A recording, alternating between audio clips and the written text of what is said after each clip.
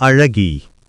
ஒரு காலத்தில் மந்திரங்கள் நிறைந்த ஒரு உலகில் ஒரு பெரிய அரசரும் அரசியும் வாழ்ந்து வந்தார்கள்.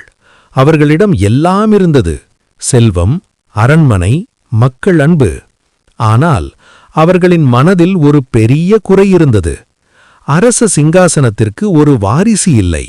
பல ஆண்டுகள் கடந்தும் அவர்களுக்கு குழந்தை பிறக்காததால் அரசரும் அரசியும் மிகுந்த வருத்தத்தில் இருந்தார்கள். ஒரு நாள் அரச மருத்துவர் தலைவணங்கி கூறினார்: மன்னரே, அரச குடும்பத்தில் இனி வாரிசு பிறக்கும் அறிகுறி எதுவும் இல்லை. அந்த வார்த்தைகள் இருவரின் இதயத்தையும் கனமாக்கின. ஆனால் ஒரு அழகான காலையில் மகிழ்ச்சியான செய்தி அரண்மனைக்கு வந்தது. அரசி கர்ப்பமாக இருந்தார். முழு அரண்மனையும் ஆனந்தத்தில் திளைத்தது.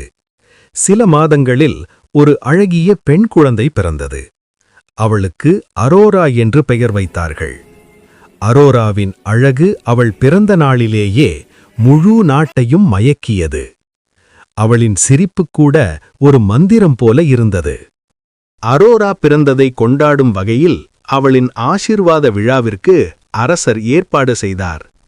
நாட்டின் மக்கள் அனைவரையும், மந்திர உலகத்தின் தேவதைகளையும் அவர் அன்புடன் அழைத்தார்.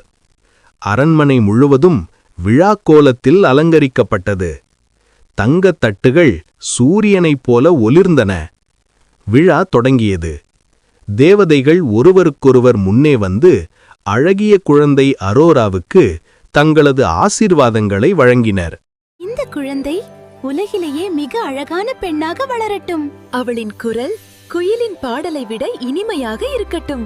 அப்போது வானம் மெதுவாக இருண்டது.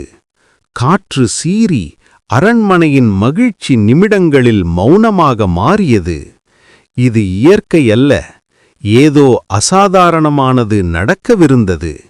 அந்த அமைதியை கிழித்தபடி அரண்மனை வாயிலில் தோன்றினாள் அவள், மந்திர உலகத்தின் சக்தி வாய்ந்த தேவதை மெலஃபிசென்ட். ஒரு காலத்தில் அவளும் ஆசீர்வாதம் வழங்கியவள். ஆனால் புறக்கணிக்கப்பட்ட கோபமும் பழிவாங்கும் எண்ணமும் அவளை இருளின் பாதைக்கு இட்டது. அவள் நடந்த ஒவ்வொரு அடியிலும் ஒளி மங்கியது.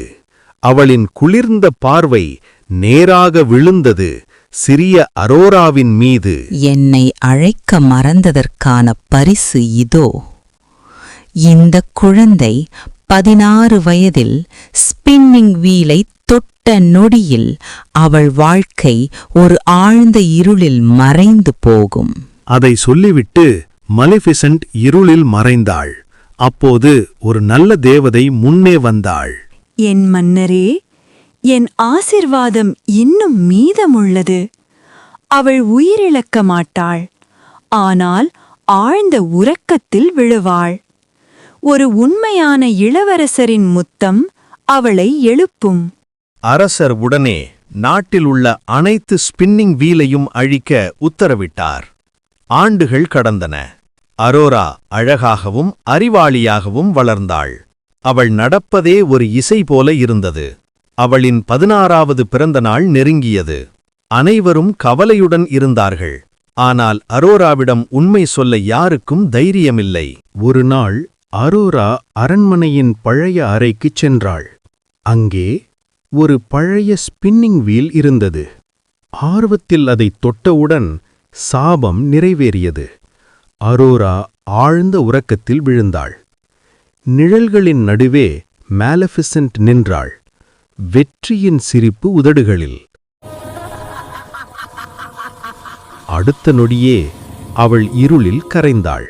அந்த 3 தேவதைகளும் பழைய அறைக்குள் பறந்து சென்றபோது அவர்கள் எதிர்பாராத காட்சி ஒன்றை பார்த்தனர். ஐயோ, இது கொடுமை!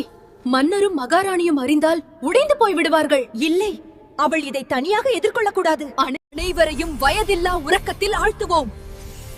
உண்மையான இளவரசனை நாம் கண்டுபிடிப்போம். மந்திரம் காற்றில் பரவியது.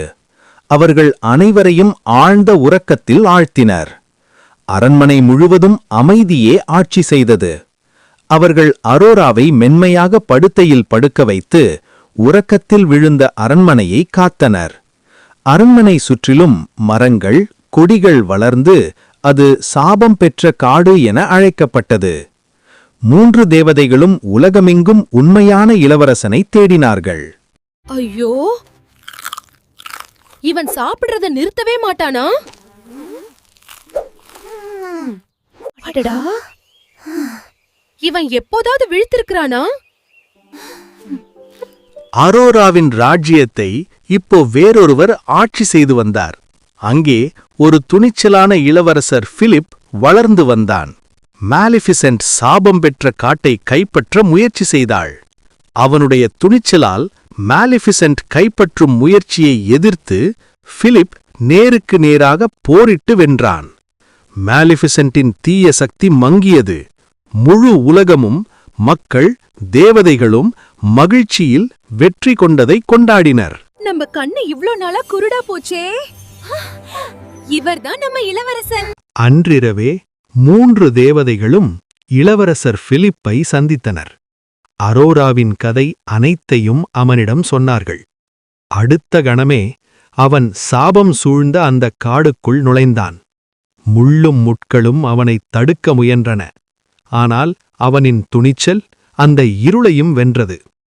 காட்டுக்குள் கல்லாக மாறிய மனிதர்கள் நேரமே உறைந்தது போல் நின்றனர். இறுதியில் அவன் அமைதியான அரண்மனையை அடைந்தான். அங்கே ஒளியில் மின்னும் அழகுடன் அரோரா ஆழ்ந்த உறக்கத்தில் கிடந்தாள். அவளை பார்த்த அந்த நொடியில் பிலிப்பின் இதயம் துடித்தது. மெதுவாக அருகில் சென்று உண்மையான காதலுடன் அவன் அவளுக்கு ஒரு முத்தம் தந்தான். அந்த நொடி ஒளி வெடித்தது. மந்திரம் உடைந்தது. அரோராவின் கண்கள் மெதுவாக திறந்தன. அவளின் முகத்தில் ஒரு சிரிப்பு மலர்ந்தது.